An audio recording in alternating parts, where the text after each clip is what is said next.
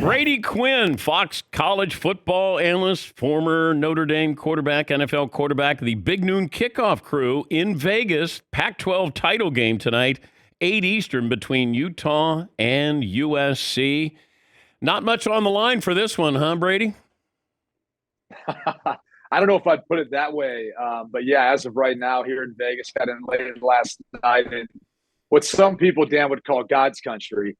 Other people call it Sin City. It depends on which side of the spectrum you're on there. But this is a must-win, in my opinion, for USC in order to get into the college football playoff. Their resume is really not that strong, with the exception of their wins over UCLA and Notre Dame last week. So it's a big one. And I think it's tough to beat a team twice. We saw Utah take this one earlier in the season, and they're kind of limping into this as when you look at USC, they've gotten better and better and better. You know, Caleb Williams is going to win the Heisman Trophy. He's one of the most unique talents I've ever seen at the quarterback position. The way he scrambles around and runs with the football, but also throws on the run and the off-platform throws, and just the entire package. I mean, I don't want to go too far and say too much about his skill set, but I think you'll see NFL teams tank for him in the 2024 draft because he's going to go number one overall. He's that talented and special to player, and he's got the size, he's got the ability, he checks off every box you're looking for. Okay, if I said you could have Drake May or Caleb Williams right now. Caleb Williams. Not even a question. Caleb Williams. I mean, and it's not a question in my mind because I've never seen anyone move the way Caleb Williams does. It's so I don't want to call it unorthodox, but because everything he does is fundamentally sound. I mean, but with the way he even moves, it kind of hops within the pocket, almost like a boxer in a ring. And at the same time, he's always under control to make an accurate throw. He's got a plenty of arm. He's a legitimate threat when he runs. He's kind of almost like Josh Allen, his lower body strength. He's really tough to bring down. I mean, I was watching the Utah tape last night, Notre Dame tape, and I'm going, how can no one tackle this guy? I mean, you've got D linemen who've got their arms around him. They still can't bring him down. And I think it's just a credit to his overall lower body strength. But he makes some throws that you just don't see. And I'm talking even NFL level. Like NFL level guys will not be able to make some of the throws Caleb Williams can make. He's that special. And so I would take him, and it's no disrespect to Drake May, also another very special, talented kid. But some of these tools and intangibles are just very, very rare that Caleb possesses. Okay, if USC loses, then what? Ohio State. I mean, Ohio State would slide into that next spot. And I know there's going to be some people out there who don't want to see that because of their recent blowout loss to Michigan at home. But up until that point, you know, their schedule wasn't the strongest. They beat Penn State on the road. We were there for that top 25 win. Notre Dame to start the season. That's not easy to start the season versus a top 25 ranked team now. But they dominated their schedule. I mean, it wasn't even close. They were winning games by an average margin of victory about 4 touchdowns. So as much as we want to knock them for it, you play the schedule that you make, and they blew everyone out like they should. And they're one of the most talented teams. I just think we kind of caught them in a game where they probably played some of their worst football defensively in the fourth quarter of that game. And give Michigan and Jim Harbaugh, his staff, and their players credit. They went in there and they physically dominated Ohio State a year ago. This was more of kind of demonstrating that mental toughness of being able to beat them up on the line of scrimmage, but also playing a tight game to the fourth quarter and then pulling it out and just being able to withstand the pressure and the magnitude of that game longer. If I said Alabama and Ohio State on a neutral field, who do you think's favored? I would say Ohio State would and should be favored. Now, not by much. The difference to me, though, is, Ohio State's wide receivers. How I feel about Bryce Young. Bryce Young is another special, talented kid. Unfortunately, this year, they just don't have the same type of skill at the wide receiver position like they've had in years past. Jamison Williams, that you could tell they miss him, that speed, that dynamic ability. And it seems like everything's been harder. And the offensive line, even though all talented players haven't played great together collectively as a unit, they've had a harder time protecting Bryce Young this year. Defensively, you can make the same case. They're one of the better defenses statistically in the SEC, but this isn't, your typical Nick Saban defense, in my opinion. And look, Ohio State has their flaws too. I just think if you're putting both teams on paper right now, I'd take Ohio State over Bama. If TCU loses, then what? If TCU uses it, it gets interesting. It puts pressure on the college football playoff committee. I still think they should get in. I think if you're looking at that category of one-loss teams, and granted they won't have that conference champion, but losing to a team that they already beat earlier this season, tough to do. The Kansas State's playing some really good football right now. And I think if you look at the schedule they went through, I mean, at one point, Dan, they played 4 top 25 opponents in 4 consecutive weeks. No one else has done that. Won all of those. They beat 5 top 25 ranked teams. I think we've underestimated them the entire season.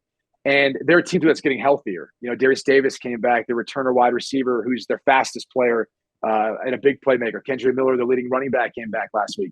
Quinn Johnston should be back for this game. So they're kind of molding into like what you'd want to see too at this point in time at the right time.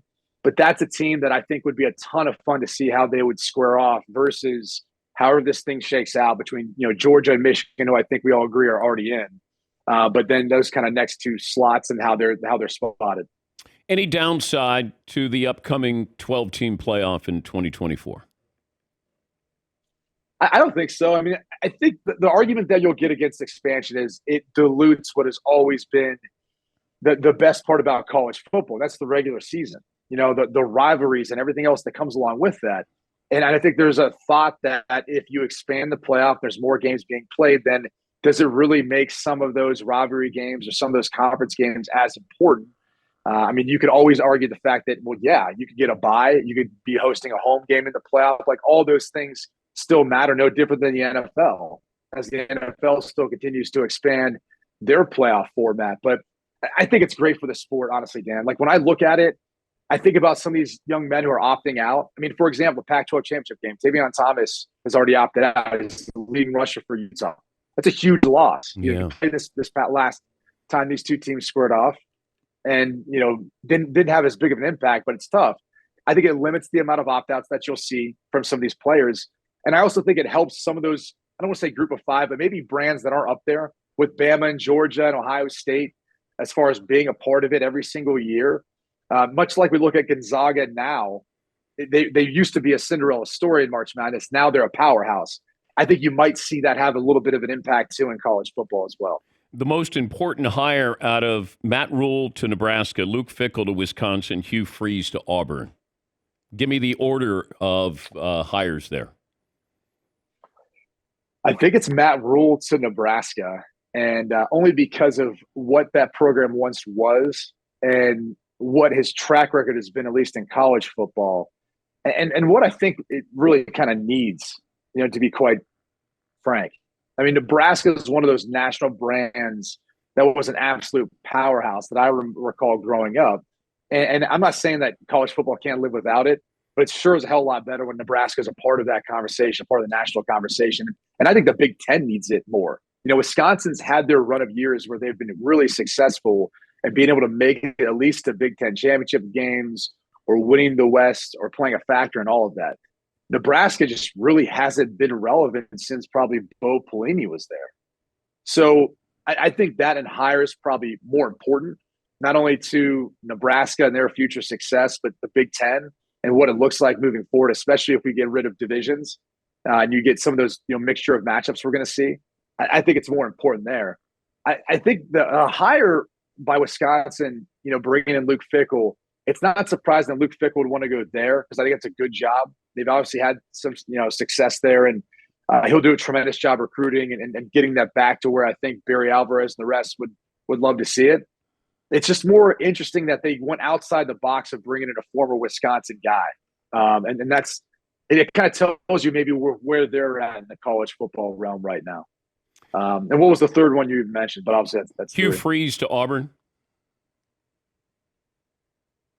Yeah, I mean, I think it's a good hire. He's a good football coach. We'll see what transpires with all of that. It's still an uphill battle if you look at the SEC West, right?